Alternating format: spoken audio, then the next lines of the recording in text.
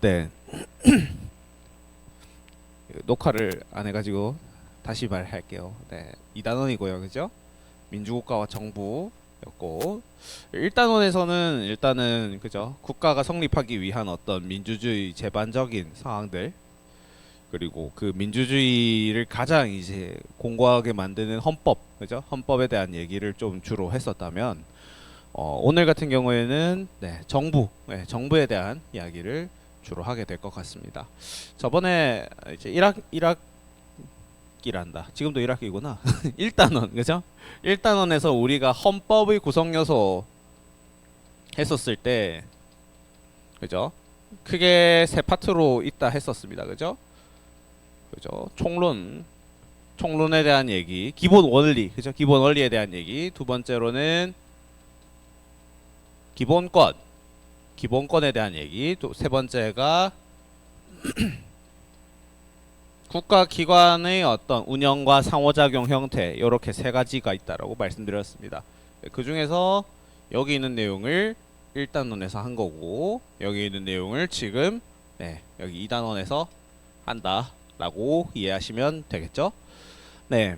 그래서 거기에 있는 하위 항목들을 조금 보니까 그죠? 정부 형태 오늘 배우게 될 거 여기가 나와 있습니다. 정부 형태는 이제 입법부, 행정부, 사법부들이 어떠한 관계를 형성하고 있는가 뭐 이런 것들이 주된 내용이다 할 수 있겠고요. 두 번째가 우리나라의 국가기관, 그죠? 입법, 그리고 행정, 그리고 사법. 조금 더 이제 사법부를 어떻게 바라볼지는 모르겠지만 뭐 사법부 헌법재판소까지 배웁니다. 헌법재판소에 대해서는 좀 사법부와 별개 기관으로 바라보는 입장도 있고 사법부의 어떤 일부다라고 바라보는 그런 입장도 있습니다. 근데 다수설에 의해서는 다수의 법학자들은 이제 사법부랑 독립된 별개의 기관이다, 특수한 기관이다, 뭐 이런 얘기를 하고 있습니다. 헌재가 있는 국가는 그렇게 많지 않습니다. 2개 정도? 네, 그 정도밖에 없습니다. 또 대한민국이 좀 독특한 거죠. 네, 어쨌건 그런 국가 기관들에 대해서 배우게 될 거고, 네, 지방자치입니다. 네, 지방자치 같은 경우에는 말씀드렸다시피 2015 교육과정에서 신설이 된 내용이고요. 이제 중앙정부, 그죠? 중정과의 어떤 관계, 지방자치와 어떤 중앙정부 간의 관계, 뭐 이런 것들에 대해서 배울 겁니다. 이 화살표는 글쎄요, 좀 오해를 낳을 수 있는 화살표이긴 한데 어쨌든 둘이가 조금 대비되는 속성이 강하기 때문에 화살표를 굳이 이렇게 표시는 했습니다만 뭐 항상 뭐 이렇게 갈등하거나 뭐 그런 관계의 의미에서 이렇게 화살표를 거꾸로 해놓은 건 아니니까요. 어떨 때는 협력을 하는 관계가 될 수도 있고 어떨 때는 서로가 조금 입장 차이를 보이는 때가 있을 수는 있어요. 그런 케이스에 대해서 여러분들이 이제 탐구를 하시는 거죠. 수행평가로서, 그죠? 그래서 조금 순서를 살짝 달리 할까 싶어요. 뭔 말이냐면 일단 얘부터 오늘 먼저 하고요, 그죠? 얘 한 다음에 그 다음에 얘를 한번 하고 그 다음에 이제 얘를 세 번째로 하지 싶어요, 그죠? 왜냐면 이거 하고 요거 아마 다 하면은 막 6월 초 요럴 것 같거든요. 그 다음에 이거 관련된 수행평가 하면 부담스럽지 않을까요? 조금, 그죠? 그럴 것 같아서 순서상으로 얘를 배우고 얘를 배워도 나쁘진 않았던 것 같아요. 나쁘진 않았기 때문에 제가 판단했을 때는 요렇게 하는 게 조금 더 여러분들 나중에 부담도 덜고 수행평가할 때, 그죠? 그럴 것 같아요. 네. 그렇게 해도 괜찮겠죠? 그러면 여기서 나오는 함의는 뭘까? 수행평가가 곧 있을 거다. 그런 얘기겠죠, 그죠? 이거 한 다음에 이제 지방자치에 대한 얘기를 좀 하고 바로 여러분들이 이제 협업해서 탐구하는 형태의 수행평가 이렇게 좀 진행을 하겠다. 뭐 그런 얘기가 되겠습니다. 이해되셨죠? 네, 그렇게 진행을 하도록 하겠습니다. 그러면 살펴봅시다. 정부 형태입니다. 오늘 일찍 마칠려나 모르겠어요. 또 거짓말하죠, 그죠? 네, 맨날 빨리 끝날 것 같아라고 해놓고는 막 29분에 마치고 막 그래. 빨리 마친다면 저 빨리 마친 편이 아니에요? 아, 아니라고요? 아니라고 끄덕이. 아, 그치? 나 약속 지키잖아. 약속? 뭐 하여튼 한 발은 지키잖아요, 그죠? 자, 어쨌든 정부 형태 5강입니다. 5강 정부 형태에 대해서 얘기를 할 건데 여기는 네. 좀 2단원 중에서는 그래도 좀 이지한 편? 예, 좀 이지한 편입니다. 근데 중요해요. 예. 그리고 중학교 때 이런 거 배웠죠? 뭔지를 알아야지. 이거 이러려나? 그런 거 배워요. 이제 정부 형태에 대해서 배우는데 이 흔한 정부 형태로는 우리가 대통령제, 의원내각제 이런 정부 형태가 있다라고 얘기를 하는데 이거 중학교 때 아마 배웠을걸요? 다만 기억에서 희미해졌을 뿐. 맞나요? 배우긴 했었죠, 여러분? 오케이. 그래서 일단 민주국가의 정부 형태를 이해하고 여기서 말하는 우리 교육과정에서 말하는 민주국가는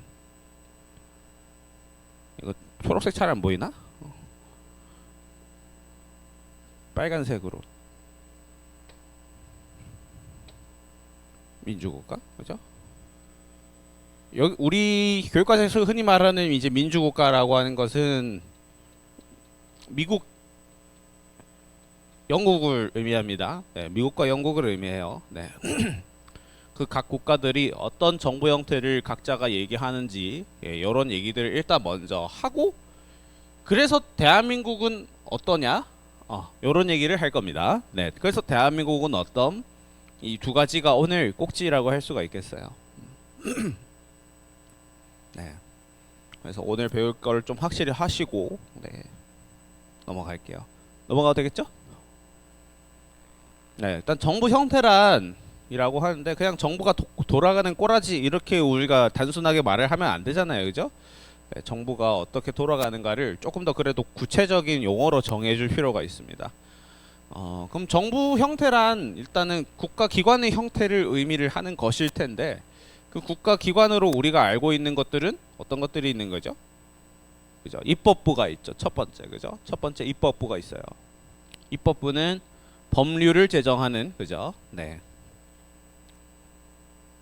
국가기관이죠. 한편 행정부는 이제 법을 집행을 하죠. 그죠? 우리가 법 단계설에서 배웠었습니다. 맞나요?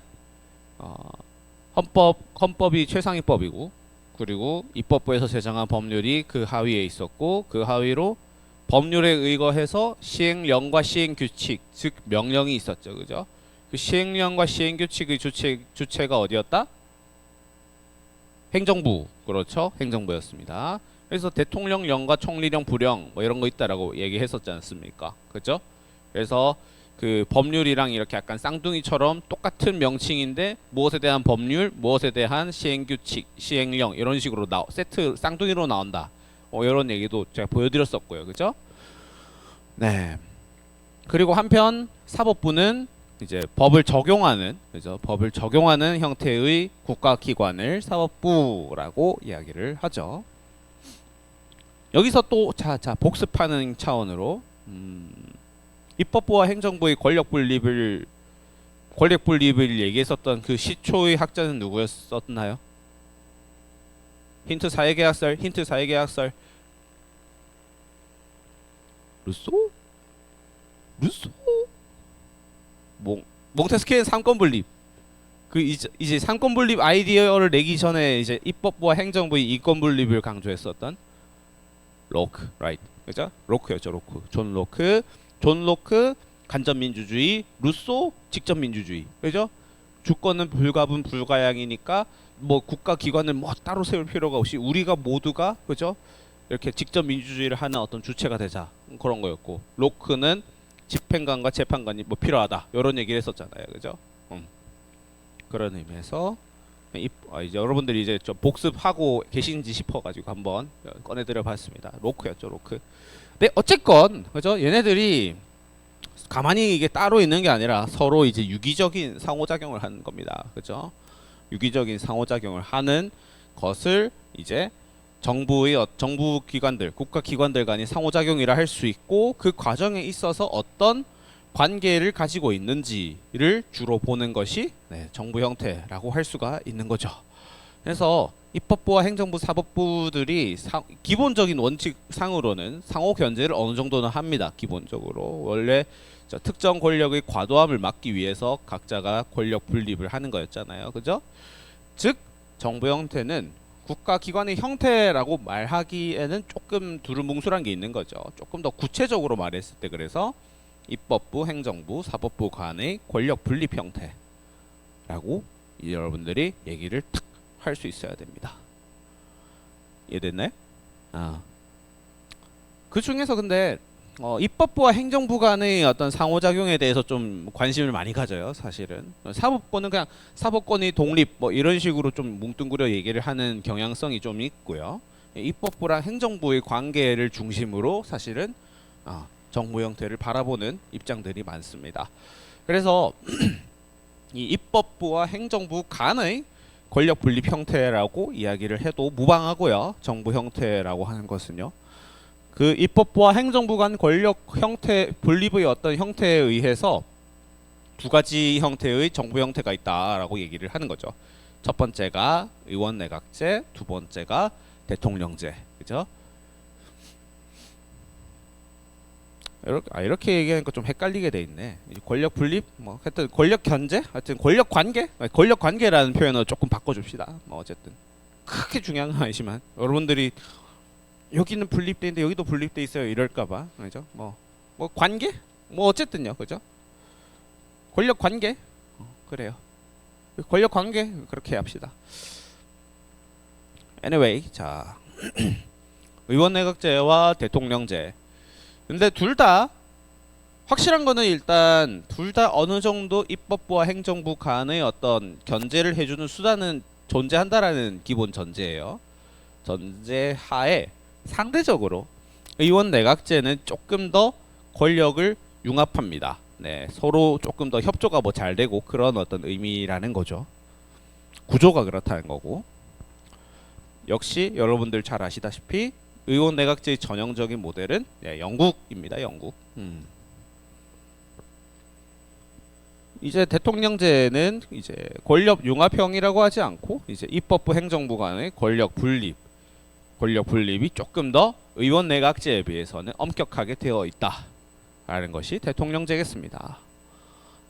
전형적인 이제 모델은 이제 미국이죠, 미국. 네. 됐나요? 의원 내각제는 입법 행정부 간의 권력이 좀 융합적인 구조이고, 대통령제 같은 경우에는 입법부 행정부 간의 어떤 권력 견제가 권력이 상당히 좀 분립되어 있는 형태이다. 상대적으로요. 네, 서로 상대적으로 그렇다. 근데 왜 이래 됐는지에 대해서 역사적인 배경을 조금 이해할 필요가 있습니다. 사실 우리는 뭐야 갑자기 이런 거죠. 네, 그러니까 왜 얘들이 각각 의원 내각제고 얘가 왜 대통령제인가 생각을 해보면 이해가 가는 거죠. 일단 영국은 여러분들 잘 알고 있는 명예혁명, 그죠? 명예혁명이라는 어떤 역사적 사건이 있었죠, 그죠? 이 명예혁명이 발생했던 배경은 과도한 왕정, 그죠? 왕정, 전제 정치, 군주 중심의 어떤 정치 이런 것들에 대한 반대 같은 것들이 있었던 거죠. 그래서 이제 영국 같은 경우에는 기존에 있었던 국왕이라고 적혀 있어요. 네, 국왕은 좀 상징적인 존재에 가까워졌다라고 하는 거죠. 우리 영국에 여왕, 국왕 이런 것들이 있죠, 그죠? 네, 있는데 그 사람들이 직접 뭔가 뭐 법을 만든다든지 시행을 한다든지 그런 식의 어떤 직접적인 역할들을 앞에서 하고 있는 뉘앙스가 아닌 건 아실 겁니다. 그죠? 그죠? 그렇잖아요. 그냥 이 국왕들은 그냥 이렇게 뒤에서 약간 상징적인 역할만 하고 실제로 뭐 정치하는 그런 느낌이 아니라는 거는 아실 거예요. 그죠? 그 배경이 사실은 이런 명예혁명이 있었던 겁니다. 막말로 워낙 많이 해먹었던 거죠. 옛날 중세시대 때. 이제 고만 해먹어라 그러는 겁니다. 그죠? 그러니까 이제 이 국왕이라고 하는 어떤 전제정치 세력을 당시에는 이제 물리치기 위해서 의회와 내각 간의 어떤 협력을 할 수밖에 없었던 그런 구조예요. 네, 그죠? 시민들이 대표, 행정부, 그죠? 행정을 관할하고 있었던 당시 사람들이 서로 이제 융합을 하면서 이 전제 정치를 물리치자라고 되었던 거죠. 그런 배경이 있었기 때문에 서로가 협력을 좀 하는 그런 구조였고요. 한 이제 100년 정도가 넘어가서 미국으로 이제 얘네들이 이제 또 미국으로 왔죠. 예, 이제 얘들이 미국으로 와서 이제 식민 통치를 하죠. 이제 미국에다가 이제 식민지 이제 만들어 버리고 거기에다가 이제 미국에다가 식민지를 이제 더욱 더 잘 이제 운영하기 위한 의회 같은 것들도 영국 차원에서 또 세웠던 거예요. 거기다가 이제 또 미국 사람들이 반대를 했죠. 네, 미국 사람들이 반대를 해버리고 자기네들이 이제 독립군이죠, 독립군. 네, 독립군 정부를 만들어 버립니다. 그렇게 하는 과정에 있어서 영국에서 이렇게 식민지화를 하기 위해서 들어왔던 영국 의회 사람들을 견제하기 위해서 필요했던 그 독립군의 어떤 독자적인 정부기관이 필요했던 거죠. 그러니까 이제 여기는 이제 의회와 이제 행정부 간의 관계가 조금 더 이제 끄여 있는 거예요, 서로가. 그런 배경이 있는 겁니다. 그런 역사적 배경이 있었기 때문에 영국은 권력 융합형 의원 내각제, 미국은 권력 분립형 대통령제, 그렇게 될 수 있었다. 괜찮나요? 표정은 안 괜찮아요. 자, 좀 깨워주세요. 1교시여서 이 친구들. 자, 깨워주시고, 이런 배경의 차이가 어느 정도 있었다. 이 역사적인 사건과의 연결해서 암기를 하면 더 잘 암기가 되겠죠, 그죠? 그러니까 좀 격가지 잔소리를 조금 하자면은 공부 잘하는 친구는 그냥 머리를 달달 외우고 그냥 맨땅에 헤딩하는 친구가 아니에요. 아니고 지가 가지고 있던 지식을 연계되어 있는 다른 지식이랑 연계해서 더 기억을 장기화할 수 있는 친구가 공부 잘하는 친구예요. 이해됐죠? 이런 거야, 이런 거. 그냥 그죠? 영국은 의원 내각제, 영국은 의원 내각제. 이거 100번 하고 있는 친구랑 영국은 이런 명예혁명 시기에 요런 원리로 의해서 권력 융합형이었어. 그래서 의원 내각제 형태야. 이렇게 하는 친구랑 니들이 봐도 그죠? 1번이니 2번이니? 2번이죠, 2번. 그죠? 2번이 기억이 더 잘 나요. 오케이? 그 공부는 그렇게 하는 거라는 잔소리를 조금 하고 넘어갈게요. 자, 그렇게 얘기하고, 자, 이제 각자를 좀 뜯어봐야 되겠죠, 그죠? 아니야, 오늘 화요일 수업이에요. 의원 내각제, 의원 내각제 갑니다. 자, 권력 융합형이었고, 일단 그죠? 의원 내각제든 대통령제든 뭐든 간에 일단 국민이 주권을 가지고 있죠. 민주국가라면 그죠? 의례 국민주권 원리입니다. 그 국민들이 어떠한 식으로 주권을 행사하느냐? 선거 투표겠죠, 그죠? 일단 영국 같은 경우에는 하원이라고 하는 국회의원들, 하원 의원들에 대해서 선거를 합니다. 네, 하원에 대해서 선거를 합니다. 여기서 하나 조금 잠시 짚고 넘어가고 싶은 게 있다면,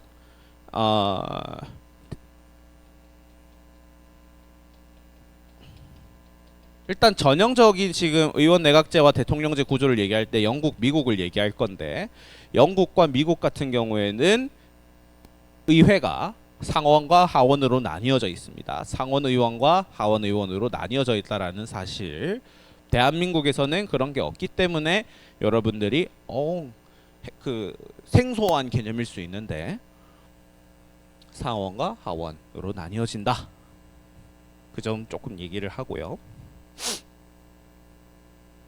네, 그래서 하원 의원에 대해서만 선거를 합니다. 그러면 방금 상원 의원이 있다 했었잖아요. 상원 의원은 얘들 어떻게 하죠? 이제 군주가 있다라고 말씀드렸습니다. 그죠? 상징적인 국왕, 군주, 여왕, 그죠? 있다라고 말씀드렸는데 그 군주가 상원 의원은 임명을 해버립니다. 예. 상원 의원 같은 경우에는 영국의 상원 의원들은 군주가 임명을 합니다. 네. 세습 형태가 될 수도 있고, 이 상원 의원들은 임기가 따로 정해져 있지 않아요. 상원 의원들은 그냥 이렇게 뭐 그런 거 있죠. 그 해리포터 그 작가가 뭐 무슨 뭐 공작 백작 뭐 이런 거 받고 그렇게 한다잖아요. 그런 것들이에요. 그죠? 자기를 물려받는 그런 개념인 거죠. 일종의. 예. 상원은 그런 어떤 형태입니다. 하지만 실질적인 정치에 있어서는 조금 참여가 약간은 제한적이에요. 하기는 하는데 실질적으로는 하원 의원들이 하고 있는 그런 형태입니다. 어쨌건 그 상원과 하원이 합쳐져 가지고 이런 민스터에서 이렇게 일을 하고 있는 거죠. 네. 상하원 의원들이 모두 같이 있는 템스강에서 빅벤 시계죠. 네. 여기서 같이 일을 하고 있습니다. 그런 상황인데 자, 선거를 일단은 자, 국민의 선거에 의해서 선출된 의원들은 얘네들이고 이 친구들이 실질적으로 그죠? 실질적입니다. 이 친구들이 실질적으로 정치를 하는 거죠. 실질적인 세력들은 이 사람들입니다. 실무한다는 말이야. 그러니까 자, 이 하원 의원들이 있는데 이 하원 의원들도 당을 달고 나오겠죠. 나는 무슨 토리당이다, 너는 휘그당이다. 이제 토리당 없구나. 뭐 하여튼 이제 영국의 어떤 정당들이 여러 개 있겠죠, 그죠? 우리처럼 그죠? 뭐 국민의힘이다, 뭐 이렇게 할 수 있잖아요, 그죠? 영국도 똑같이 다 정당이 있거든요. 뭐 자유당, 보수당, 뭐 이렇게 그죠? 하원 의원들 중에서 가장 이제 많은 득표를 한 어떤 정당이 있을 겁니다. 가장 많은 의원들이 있는 정당이 있을 거예요. 그 정당의 대표가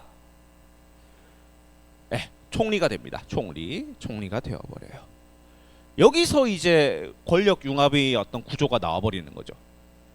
그죠? 하원 의원 중에서 뭐 예를 들어 600명의 의원 중에서 한 뭐 450명 정도의 그 의원이 A당이다. 그러면 A당에서 대표를 한 명 뽑아버려서 A당 사람이 총리가 되어버리는 거예요. 권력 융합적이죠, 상당히. 뭔가 이렇게 서로 견제한다는 느낌이 조금은 덜 들죠, 그죠? 그렇게 총리가 내각을 구성을 합니다. 네, 영국 화이트홀이라는 곳이에요. 네, 화이트홀에서 내각들이 구성을 하는 거죠. 총리가 내각을 만들죠. 내각이라는 걸 만듭니다. 우리로 따지자면 굳이 따지자면 뭐 장관 뭐 이런 사람들 있잖아요, 그죠? 그런 사람들을 이제 앉히는 겁니다. 내각을 구성해 버려요. 네, 그런 과정에서 권력 융합적인 구조가 나와 버리는데요. 근데 이럴 수가 있어요. 이제 뭐 그래도 기본적인 제가 말씀드렸던 건 기본적으로는 어느 정도 서로가 권력 견제를 한다라고 말씀을 드렸죠, 그죠? 자, 근데 이제 하원 의원들이 보고 있었을 때 이 내각, 이제 행정부, 여기가 행정부겠죠, 그죠? 행정부 내각 쪽이 뭔가 제대로 된 정치를 하고 있지 않은 것 같아라고 하면 내각 불신임을 할 수가 있습니다. 이 내각 불신임이 의결되면 얘네들 자리에서 내려와야 합니다. 새롭게 내각을 꾸려야 해요. 그냥 난 너 못 믿겠어. 그래 못 믿는구나, 알겠어. 뭐 이렇게 하는 게 아니라 그냥 내려온다는 뜻이에요. 알겠죠? 불신임의 의미는 그냥 너 못 믿겠는데 뭐 이런 우리 친구들끼리 하는 나 너 이제 못 믿어. 뭐 이렇게 하는 게 아니에요. 그냥 너 그냥 내려와 임마. 이 뜻이 내각 불신임이에요. 이해되셨죠? 내각 불신임권을 그래서 여기 의회에서 투표를 해가지고 일정 수가 이상이 되면은 가결이 되어버려서 그냥 얘들이 바로 내려오는. 근데 이제 여기서 또 얘들도 뭐가 있어야 되겠죠, 그죠? 의회를 해산시킬 권한이 생깁니다. 의회를 해산시키는 의회 해산권이 있을 수 있어요. 그래서 일반적으로는 내각 불신임이 발동하면 의회 해산권이 발동을 합니다. 네. 다시 그냥 내각 불신임만 하는 경우들도 있을 수는 있지만 사실은 거의 두 개가 같이 되는 형태예요. 의회 너네도 다시 해산해 이렇게 하면은 다시 얘네들도 총선거를 해야 되고 얘들도 다시 뽑아야 되는 그런 상황이 벌어집니다. 그리고 플러스 조금 여기서 나오는 게 이거는 이제 견제수단이라고 하긴 좀 그렇지만 원래 법을 만드는 쪽은 여기 입법부 쪽이었죠.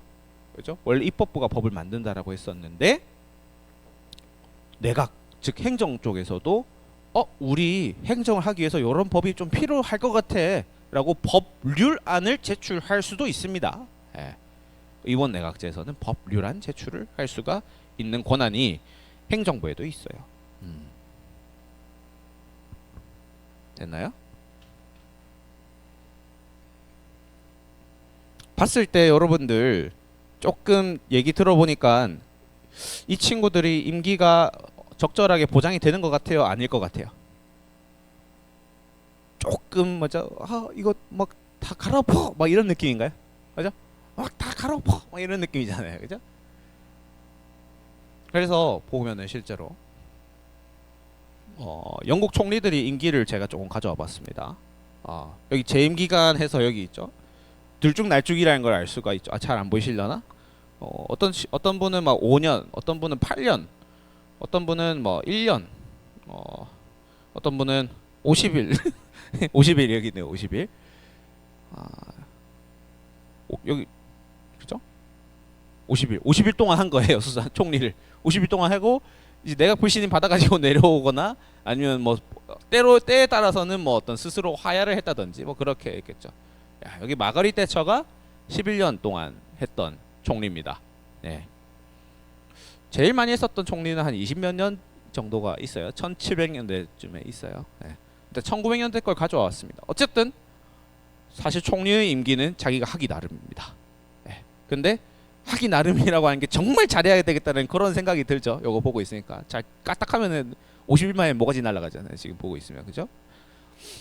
그렇습니다. 그래서 임기가 사실은 좀 보장이 덜 되는 면이 있습니다. 근데 이게 장점일 수도 있죠. 일단은 그죠? 기본적으로 봤을 때 의회와 내각 간의 어떤 협조가 잘 됐을 때에는 좀 안정적으로 국정을 할 수가 있다라는 생각을 할 수가 있는 거죠. 어쨌든 의회와 내각 소속당이 어쨌든 최대한 그 동일한 형태의 정당이거나 세력일 거 아니에요. 기본적으로 그죠? 그리고 요런 거가 있죠. 이제 정치적 책임 정도가 꽤 높습니다. 이 어떤 임기가 보장이 안 돼 있다라는 말은 그죠? 본인이 뭔가 정치적 책임을 져야 할 일들이 많다라는 것을 의미합니다. 반대로 이제 대통령제에서 얘기를 하겠지만 임기가 보장되어 있다라는 뜻은 상대적으로 둔감할 수도 있다라는 거예요. 국민들이 너무 이렇게 뭐 정치 못한다 뭐 이렇게 해도 뭐 알바야 뭐 이렇게 할 수도 있다라는 거죠, 사실은. 그죠? 어차피 임기만 난 채우면 돼. 내 임기는 보장돼 있어. 뭐 이런 식으로 할 수가 있다라는 거죠. 정치적 책임 정도가 근데 의원 내각제의 구조에서는 높을 수밖에 없죠. 그래서 까딱하면은 내각 불신임 의회 상권 맞아버리니까요, 그죠? 국민 요구에 좀 민감한 편입니다. 그래서 근데 이제 문제가 있다면 이제 의회 다수당이 과반수가 이제 내각에서 되었을 때 잘못하면은 약간 그 썩은 권력이 될 수도 있는 거죠. 그렇잖아요, 그죠? 의회 이게 이제 좋게 말한 거고 어떻게 보면 좋게 말한 거고 나쁘게 말하면 이렇게 말할 수 있다라는 의미예요. 어떻게 보면 안정적일 수는 있지. 그런데 어쨌든 너네들끼리 해먹겠다는 말 아니야? 뭐 이렇게 될 수도 있는 거죠. 다수당의 횡포. 그냥 비정당이 있을 때 A 정당 사람들이 전부 다 의회 내각에 다 이렇게 중요한 자리 차지하고 있으면 비정당 사람들은 야 얘들 때문에 못 해먹겠다 이런 소리 나오는 거지. 근데 그래요. 의회 다수당이 과반수가 아닐 때도 많아요. 그러니까 예를 들어서 이렇게 되는 거죠. 그러니까 하원 의원이 있어요. 하원 의원이 있는데 A가 뭐 35%, 뭐 B가 뭐 35%, 이거 B가 35%, 뭐 C가 20%뭐 이렇게 두두두두 될 수 있을 수도 있죠. 그죠? 이랬을 때는 과반수가 없죠. 600명 중에 예를 들어서 그죠? 뭐 180명만이 A당이고 뭐 160명이 B당이고 요런 상황이야. 그러니까 쉽게 말하면 그죠? 그랬을 때 야, 이거는 누가 이 의회 하원의원에서 가장 많은 세력을 차지하고 있는 정당이야? 라고 했을 때 애매해질 수가 있죠, 사실은. 그래도 일단은 총리를 뽑기는 합니다. 총리를 뽑기는 해요. 어쨌든 뭐 일반 관례적으로는 가장 많은 어떤 비중을 차지하고 있는 정당의 대표가 총리가 되기는 하죠. 근데 그냥 그렇게 해버리면 끝일까? 얘들이 어떻게 생각할까요? 총리님 많이 도와드릴게 뭐 이렇게 할까요? 권력 구조상으로 그러기가 힘들겠죠, 그죠? 애들이 아 이거 안 되겠는데? 막 이러면서 태클을 건다든지 딴지를 건다든지 뭐 그렇게 하겠죠. 뭐 필리버스터를 한다든지 뭘 하겠지, 그지? 자꾸 딴지를 걸 거란 말이에요. 그런 과정에 있어서 하다가 이제 너무 이제 서로가 싸우고 마음에 안 드니까 너 의회 사내 뭐 그냥 내가 불신이 강행시켜 뭐 이렇게 애들끼리 해버릴 수가 있는 거예요. 그죠? 느껴지는 게 이제 국정 불안이라는 거죠. 의회 다수당이 과반수가 없었을 때에는 조금 키워드라고 하긴 그렇지만 그런 거예요. 연립 내각. 방금 전에 어떤 그런 문제를 조금 그래도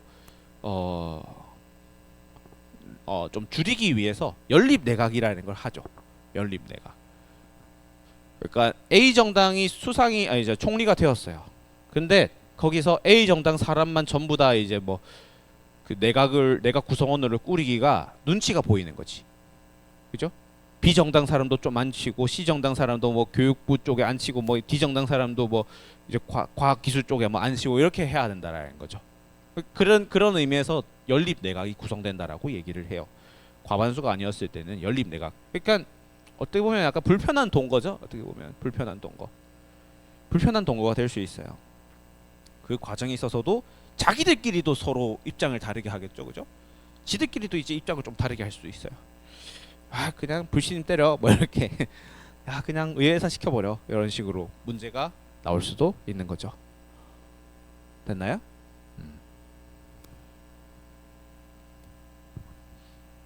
혹시 너무 어렵나요? 괜찮아요? 쭉쭉 갈게요 그럼.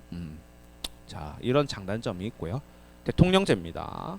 대통령제는 일단 미국 중심의 대통령제로 조금 바라보자면은 역시 국민 주권이고 선거 미국은 상하원 둘 다 선거에 의해서 선출이 됩니다.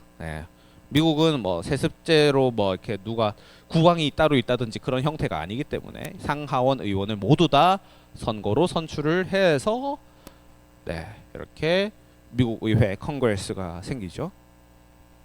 한편 대통령 같은 경우에는 우리랑은 조금 달라요. 우리는 대통령을 모두가 국민들이 뽑죠, 그죠? 근데 미국 같은 경우에는 각 주별로 대통령 선거인단을 꾸려버리죠. 대통령 선거인단을 꾸려서 각 주별로 선거를 하게 되고 선거인단들이 각 주에서 어떤 대통령을 더 많이 선출했는가에 따라서 그 주 전체를 가져가는 그런 식인 거죠. 그러니까 이런 거죠. 예를 들면 그죠? A 주 이제 주예요. 미국에 뭐 50여 개의 주가 있다라는 건 알고 계시죠, 그죠? A 주의 선거인단 예를 들어 뭐 100명이 있고 B 주의 선거인단이 150명이 있으면 그죠? 가 대통령, 나 대통령 후보, 가 대통령, 나 대통령 후보 있을 때 가 대통령의 여기는 뭐 60, 뭐 40, 뭐 이런 식으로 예를 들어서 했으면 여기 이제 이거대로 가는 게 아니라 그냥 A 주를 가 대통령이 가져가 버렸다 이런 식으로 가버립니다. 우리랑은 좀 다르죠, 그죠? 한편 여기서는 뭐 어떻게 할까? 뭐 130, 뭐 예를 들어서 이런 경우 잘 없지만 20 이런 식으로 나왔을 때 나 대통령이 B 주를 가져가 버리는 그런 개념이 되어 버립니다. 그래서 이런 경우도 나와요. 그 승리했을 때는 그러니까 뭐 예를 들어서 나 대통령이 뭐 더 많은 주를 가져가서 나 대통령이 당선됐다고 하더라도 실제로 선거인단한테 받은 득표 수는 가 대통령이 많은 그런 경우들도 나올 수가 있어요. 그런 경우들이 생길 수가 있어요. 거꾸로 지금 보면은 가 대통령이 됐지만 지금 A, B 주를 봤을 때에는 나 대통령이 더 득표수가 많죠. 선거인단 개개인으로 했을 때는요. 그런 경우들이 생길 때도 있어요. 어쨌건 이거는 이제 좀 디테일한 얘기였고 선거인단이 어쨌든 간선제로 합니다. 미국 같은 경우에는 모두가 국민들이 모두 3억 명이 다 하는 게 아니고 선거인단을 꾸려서 이제 선거를 통해서 대통령이 선출이 됩니다. 우리랑은 좀 다르죠. 그래서 청와대래 백악관 그죠? 화이트하우스가 이렇게 탁 차려지는 거죠. 화이트하우스요, 화이트하우스. 네. 그래서 여기서 이제 조금 이런 문제가 생기죠. 그죠? 뭐 말인지 알겠어요? 누가 국민의 정당성을 가진 곳인가요?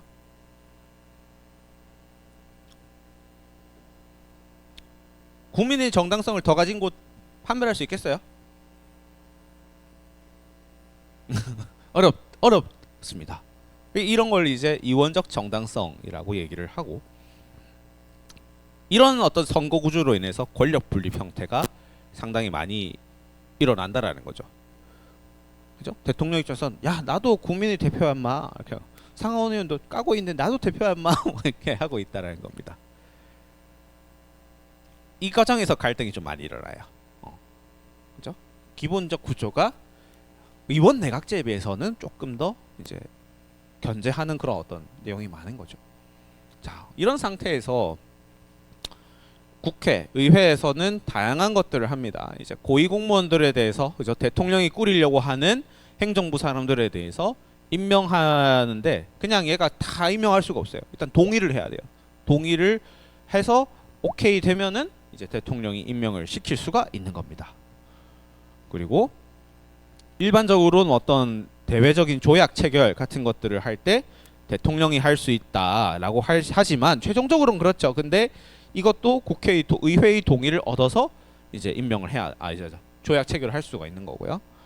행정부 사람들이 뭘 잘못하고 있다라고 하면 입법부에서, 그죠? 의회에서 저 사람 탄핵을 해야겠다. 탄핵 소추를 할 수가 있죠. 대통령에 대해서도 할 수 있고, 그죠? 이 백악관에 있는 어떤 위원에 대해서도 탄핵 소추를 할 수가 있죠. 한편 대통령 같은 경우에는 법률안 거부권이라고 하는 것을 행사할 수가 있습니다. 법률안 제출권은 없어요. 원칙적인 어떤 대통령제에서는. 의원 내각제에서는 법률안 제출권이 있었지만 얘들은 없었어. 대신 얘들이 이제 만들어 오면은, 이제 의회에서 만들어 오면은 정부에 내게 돼 있어요. 정부에 내게 돼 있고 그거를 가지고 이렇게 공포라는 걸 해줘야 되는데요. 우리 이런 법이 만들어졌어요를 해줘야 되는데 그 과정에서 얘들이 빠꾸를 시킬 수가 있습니다. 야 이거 안 돼.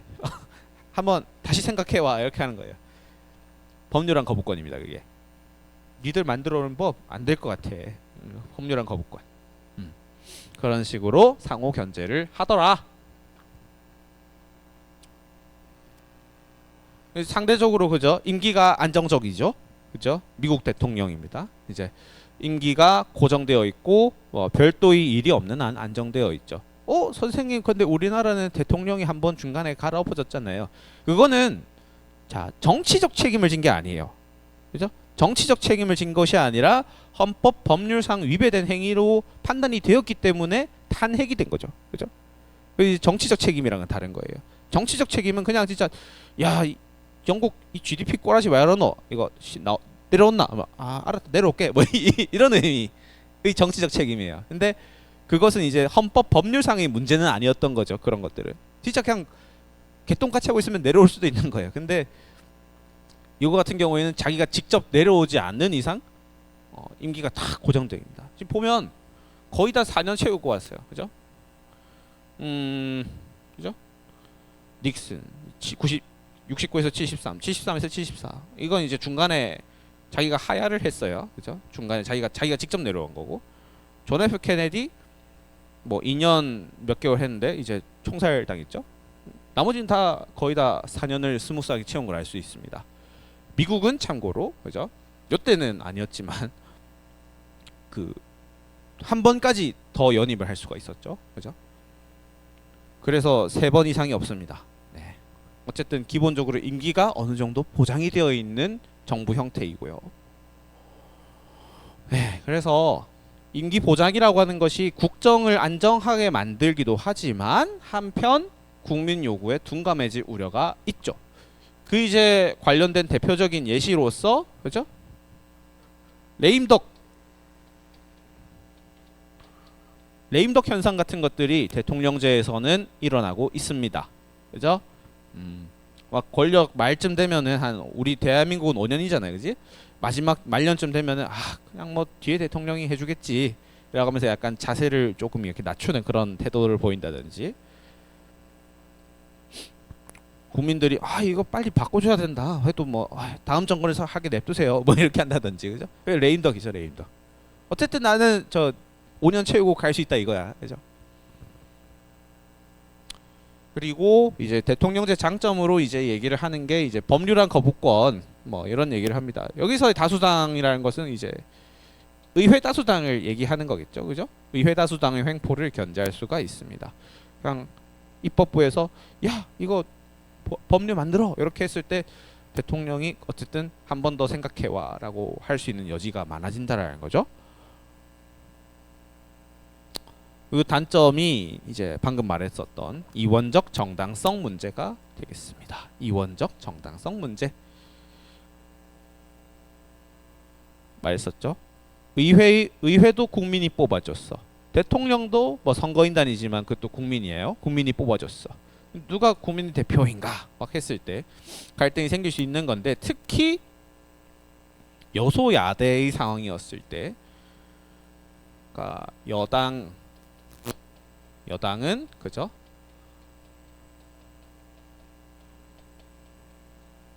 이제 대통령과 관련된 그런 정당을 여당이라고 하고, 야당은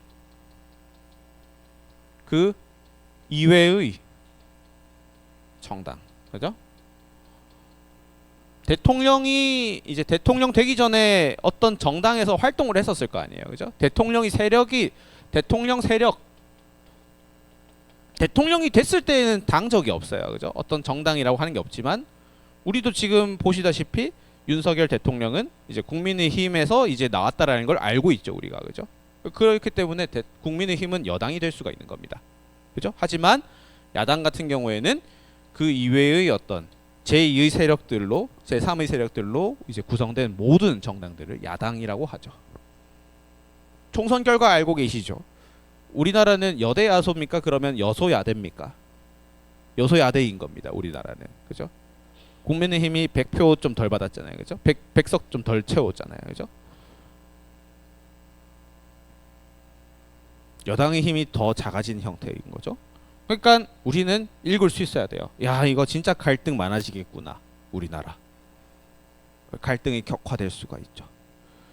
야당에서는 A 법안에 대해서 밀어붙여 하는데, 근데 여기서는 어쨌든 여당 사람들이 반대를 하지만 어쩌든 둥 이제 가게 되겠죠, 그죠? 정부가 계속 법률안 거부권을 때려버린다든지 이런 일들이 생길 수가 있습니다, 충분히. 혹은 뭐 여당 이제 의회에서, 국회에서 행정부 사람들 자꾸 불러가지고 너네 씨 뭐 이렇게 돈 제대로 쓴 거 맞아? 그 뭐 국정감사 같은 거 할 때 막 엄청 싸울 수가 있는 여지들이 막 생기는 거죠. 그런 문제가 있습니다. 됐나요? 여소야대시 갈등이 많아질 수가 있다, 그런 얘기였고요. 그럼 대한민국은 어떠냐? 뭐 이렇죠. 네, 일단은 방금 전에 봤던 거랑 비슷한데 이게 좀 다르죠, 그죠? 두 가지가 다르죠. 일단 첫 번째 여거, 그죠? 직선제, 그죠? 직선제라는 점 다르죠, 방금 전에 봤던 거랑. 그리고 두 번째 단원제지. 단원제라는 말은 국회가 이제 그 상원 하원으로 나뉘어져 있다는 게 아니라 하나로 합쳐져 있다는 뜻이에요. 그래서 단원제. 방금 전에 봤었던 그 여러 사례들은 양원제라는 거고, 양원제라는 거고, 상원 하원으로 국회 안에서, 의회 안에서도 나뉘어져 있었잖아요, 그죠? 이거 근데 조심. 국회라는 표현은 대한민국에서만, 그죠? 미국의 입법부 보고 국회라고 하지 않습니다. 의회라고 표현하죠, 그죠? Congress라고 표현을 하죠. 국회는 우리나라 입법부의 고유 대명사예요. 어쨌든 단원제 국가이다.